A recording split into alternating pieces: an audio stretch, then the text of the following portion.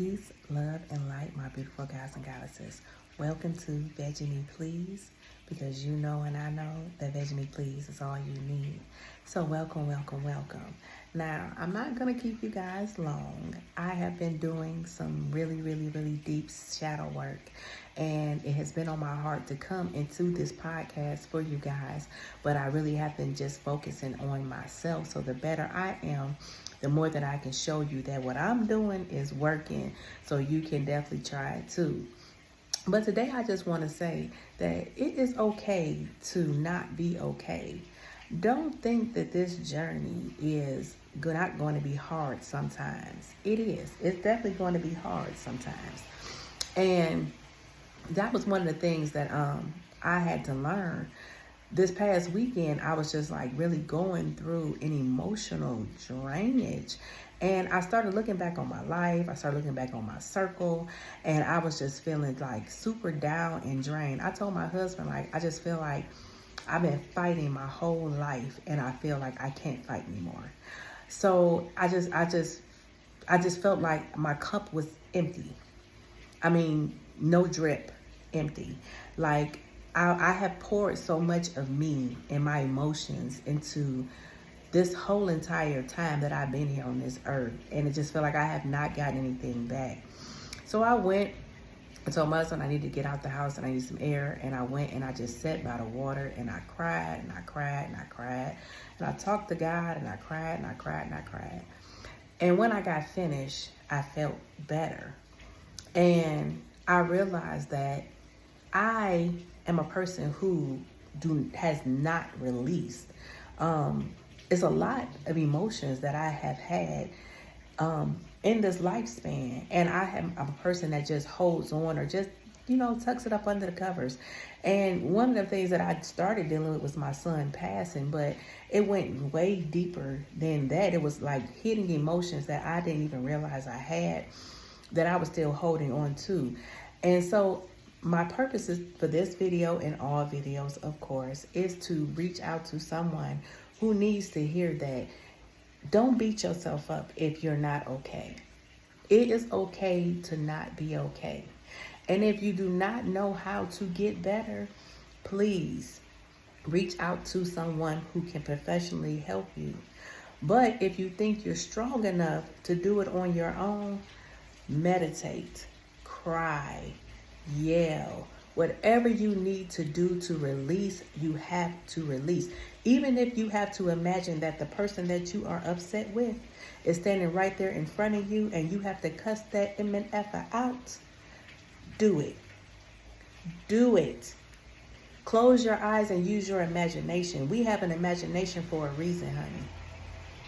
And it's more powerful than what you think. You have the power to release. You have the power to recreate. So use your imagination, but whatever you need to do, you have to let it go. Stop allowing things that are no longer serving you to take your power and your energy. I had to learn this. I had to learn that I have been so upset with some folks because I know I have went above and beyond for these folks. And I have not gotten any kind of energy or uplifting, nothing back. And it hurt. It hurt because it was like, I don't even know how we got here. But again, on this journey, I'm always learning. And what I have learned is each part of your journey, you're going to have supporters. You're going to have friends. You're going to have your little crew, which y'all call it, your crew.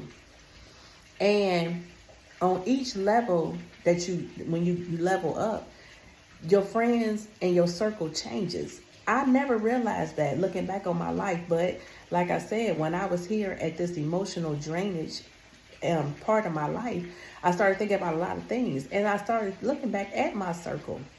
And I used to have a group of friends that eventually dispersed because I decided to live my life differently. I didn't want to live my life the way that I was living it when I was hanging out with them. And the more that I changed, my circle changed. So what I realized is I'm moving forward in my life, so my circle will continue to change. And I have to be okay with that. You have to be okay with that people, sometimes family members, sometimes loved ones, husbands, children, they are in your life for only a season, not a lifetime, because everyone is not equipped to go to where you're going. Everybody is not going to agree on your journey. Today is like let's see, I started Monday. So today is my 4th day of being a raw vegan. And I have tried this raw veganism many times. Many times before I became a vegan, and a couple of times since I have been 100% vegan. And by the 3rd day, I'm over it. This time is different. I am embracing it so much that I feel like raw veganism is going to be 95% of my diet going forward. Now, I'm only obligated to 21 days. That's what I gave myself, 21 days. But I feel so great that I feel like this could be a new lifestyle change. And I'm just trying to be the best part of me. And if changing my diet and looking at food differently is going to continue to make me a better me, I would rather, because I did it my way for a long time, eating Whoppers, eating McDonald's, eating unhealthiness. Not even when I cut out the fast food, just eating meat, period. I was so unhealthy. I worked out constantly, and I was just still unhealthy. Even when I became a vegetarian, because I did not opt out of eggs, cheese. I think it was just eggs and cheese. I didn't like vegan cheese. It was terrible to me. But one thing I did realize is your palate changes when you start ingesting different things. So, when I was vegetarian, I think I was the most unhealthiest, because it wasn't until I became a vegetarian that I had high blood pressure, had a mini stroke. It was like a lot. When I was a meat eater, my doctor never told me I had high blood pressure. So yeah, and I think what it was is because I ingested more starches when I became a vegetarian. So when I became a vegan, I became more mindful, because what I realized was when I did eat a lot of starches, my blood pressure did shoot up sky high. So I started being mindful as a vegan. But I guess with me going to this raw, I just really wanted to do a reset. And during this reset, I just feel like this is what I'm supposed to be doing. And I am sharing some of my wonderful recipes that I came up with. And it's like, when I became vegetarian, my biggest thing was showing people that I can change the foods that they were eating into non-meat dishes. Even though, like I said, I still use regular cheese and things of that nature, people were still amazed that it didn't have regular meat in it. So that was my biggest thing. It's like, it was like an adrenaline rush, to pop my collar, because people couldn't believe that they were eating, just a vegetable dish. One of my biggest things that I used to make was zucchini lasagna, and people could not believe it didn't have noodles and it did not have meat in it. So yeah, I really was popping my collar. But with this raw vegan, it's like I still can do the same thing. Like last night, I made stuffed bell peppers, and I was really skeptical about it. I'm telling you. But I know y'all gonna think I'm telling a tale, but I promise you, it really literally tastes better than all the stuffed bell peppers I made. Vegetarian, non-vegetarian, vegan. It definitely tastes better. I made it with walnut meat. It had a crisp and a sweet. The red peppers it's like the sweetness of the red peppers was different. And what I realized is when we cook our foods, we do take some of the flavor and the nutrition out of it when we cook it. So eating it raw, you really tasted the full ambiance of this red pepper. So I paired it with walnut meat. I did a corn and avocado salsa, and I had some cashew queso, and it was amazing. I'm talking about man, I wish I could just give it to you and you just try it. But a lot of people aren't. It's so funny. If somebody gave you, if you were a meat eater, if somebody gave you a piece of chicken and said try it, you would try it. But if somebody that's vegan gave you a fried mushroom and said taste this, I bet you it tastes like chicken, you'll be sitting up here questioning what's in it. And it definitely baffles me when people do that to me. But no worries. Back to what we were talking about. Like I said, it's okay to not be okay. Sometimes we have to get up out of our own ways. Our egos, we have to check those egos. And when I tell you, checking your ego works wonders on you, because checking your ego is really checking yourself. It's a self-check. Sometimes we allow our egos to make us think that we these tough exterior and these tough people that no matter what comes at us, and because that's how I condition myself, that's how my ego tell me, girl, don't worry about it, get up, brush yourself off, it'll be okay, and keep on moving. You have to put your ego in check. And a lot of times we don't want people to know that we're not okay because of what we think they're going to say about us because we're not okay. And honey, it's funny now. It wasn't funny then, but my husband came in the room and he just came over and he just touched me and I just started crying, and he was like, what is wrong? And I was like, nothing, I'm okay. And he was like, what are you crying for? I was like, nothing, I'm okay. And it was like, girl, no, you're not okay. He said, so like I said, and I finally, when I did come back from the water and I cried and everything, I just sat down and told him, I was like, I just feel like I just been fighting my whole life and I'm just tired of fighting and I'm just tired. And he listened. He listened and he was truly compassionate.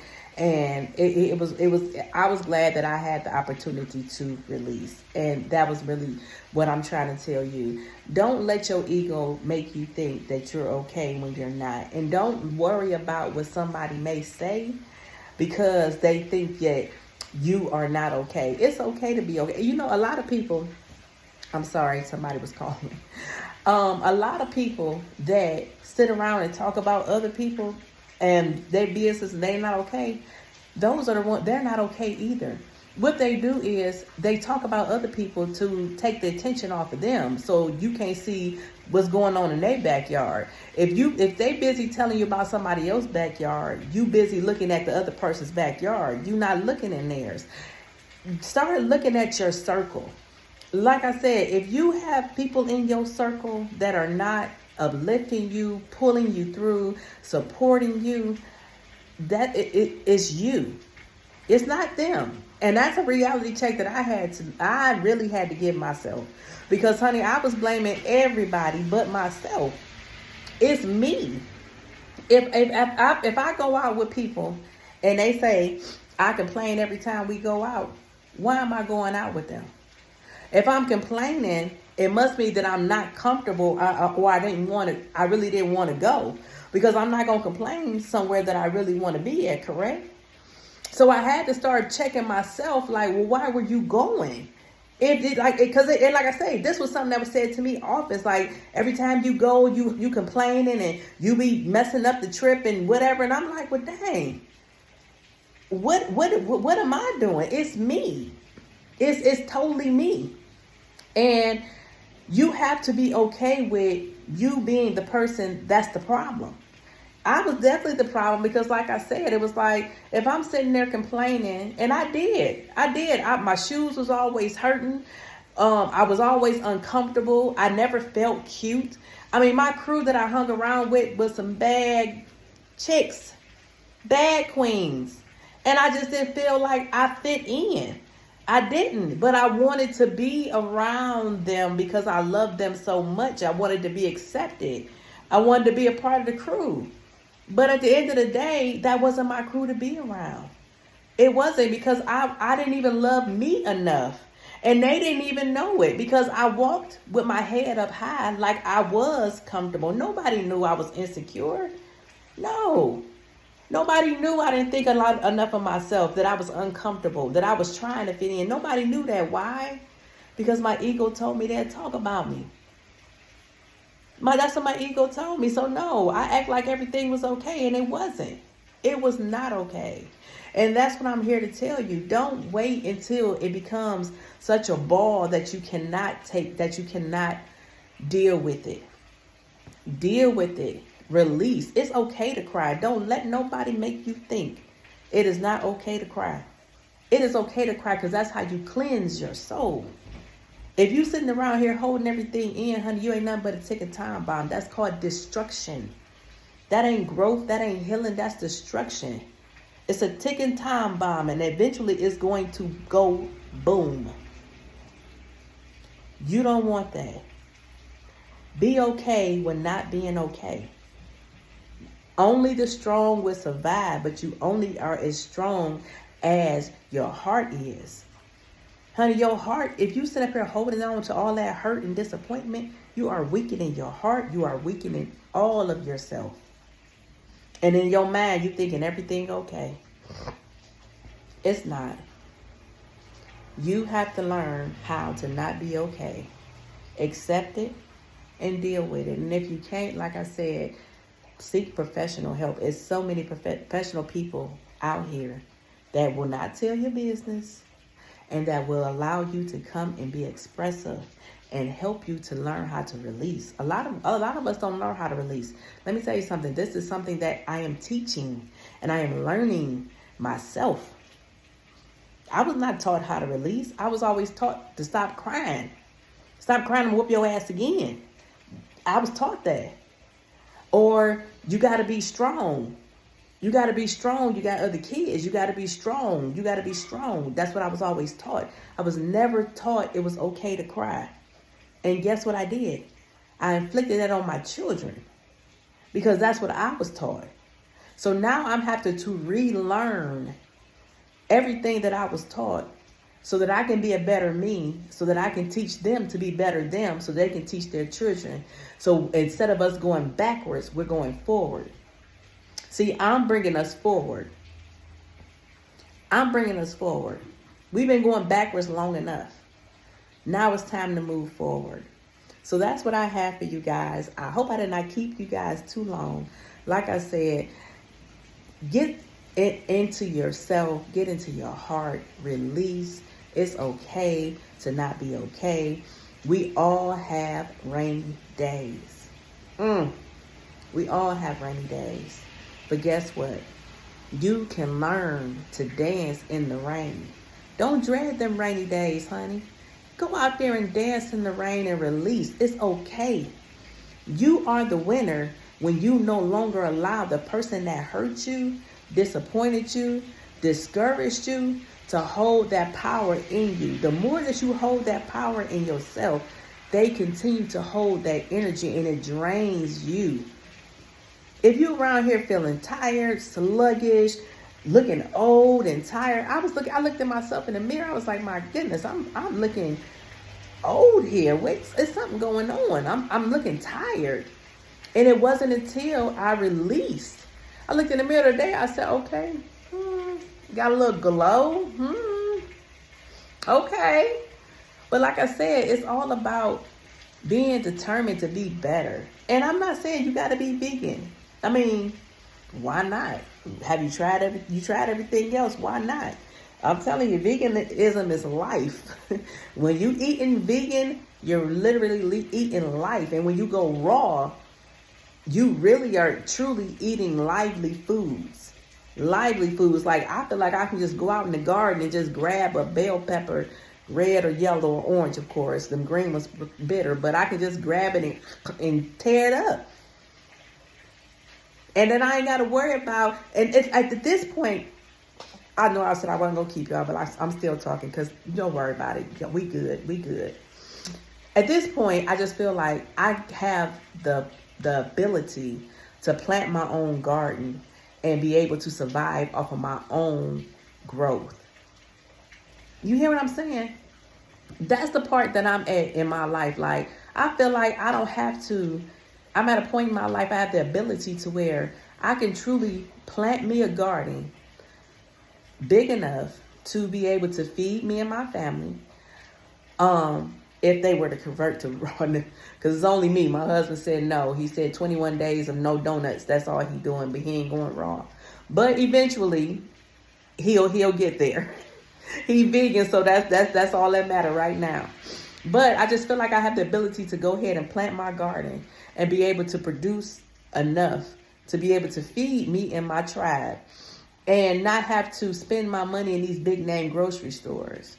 Or even the things that I cannot grow, I can be able to go to these local farmers markets and invest in other farmers and get the things that I might not have grown and be lacking in. And maybe we can trade goods. But I feel like it takes me away from this economic world and puts me in a different headspace to where now let me tell you, for this first, the first day I just did a liquid fast. So I just did water and juice. The second day, I had a salad. For breakfast, I had fruit. And then I think for lunch or something, I had a salad. And for dinner, I had a salad. Because I needed to make my walnut meat. And I forgot to soak the walnuts. And they say you're supposed to soak it for at least 3 hours. So by the time I got home with the walnuts and whatnot, whatever, I was like, it was going to make me have to eat late. So I ended up eating a salad. So I ended up soaking them overnight, made my walnut meat, which was yesterday. Yesterday, I made the stuffed bell peppers. I made 2. I sliced them in half, and I made 2 of them. I was only able to eat 1. The next day, which was today, is I had a banana, chocolate, and strawberry smoothie. And for lunch, I had the bell pepper. And then for dinner, I'm probably going to have the other half because I still got like 1 more half left. But for those 3 days of eating, I've only spent about $10. The walnuts I got, they were like $3.40-something. They was like, I think it was about 6 ounces of raw walnuts. And the thing what I've learned is, when I added the water, because it didn't look like it was a lot, and I was like, oh my God, I'm gonna have to go to the store again. But I actually have enough walnut meat left that tomorrow I'm just gonna go to the store and get me a zucchini, and I'm gonna have some spaghetti, because I still have enough walnut meat and the other toppings that I bought that I can go ahead and just put it on top of some zucchini noodles and have spaghetti. But it's so much cheaper. And I'm not hungry, and I'm not lacking anything. It's not like I'm around here sluggish. I literally went through my whole house, swept all the floors, mopped all the floors today. I've been working with my plants. I've been opening up all my windows and my blinds. It's like it has given me a new found energy. So what I'm saying is if you tell your mind, because the thing is, we have allowed our minds to take control. You are the controller of your mind. Stop allowing your mind to tell you you need chicken or tell you you need anything. You don't need that. You don't. If you go way back in the beginning of the Bible, it said God wanted us to eat from the trees of fruits with seeds. That's what we were supposed to be eating. The fruits with the seeds. We were supposed to be walking hand in hand with the lions and the tigers and the bears and the cows and all of that. We weren't supposed to be eating them. But like I said, all you have to do is try it. Step out on faith. Believe in yourself enough to know that you are strong enough to at least try. A lot of people say they tried and they can't do it. Well, it could be because of your circle. Because I know for a fact that if I had a circle right now, I'm pretty sure out of 5, 2 would be willing to try veganism, because I've had a couple of them that'd be like, I would be vegan if you cook for me. So I know it's a couple in that circle, but I've literally set up here and brought food to a party, and people wouldn't eat it because they knew that I was vegan and I made it. But I have also in this part of my journey made a whole vegan meal, and everyone in my house who was not vegan, hardcore meat eaters, loved it and was willing to try it. So like I said, Look at your circle. Look at your surroundings. Sometimes it's okay to just declutter. Be by yourself for a while and learn who you are. Learn how you want to be treated. Learn how you want to be loved. Learn your love language. It is not all about sex. It's about what kind of friend do you want? What kind of neighbors do you want? What kind of circle do you want? How do you want people to love on you? Not sexually, but period. Unconditionally. How do you want people to love on you? Because then that's what you will start embodying, and that's what kind of energy you will start putting out in the universe. Learn about you and what you truly desire, the type of people that you truly want in your life. They will gravitate towards you. You won't have to do anything. You won't have to do anything. They will gravitate towards you. So I'm for real now. I'm about to let y'all go. For real. Peace, love, and light. I love, love, love you. And I know that you are well because I am well. And we are walking on this journey.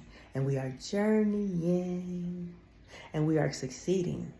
And we are accomplishing. And I am so, so very proud of you. Peace, love, and light.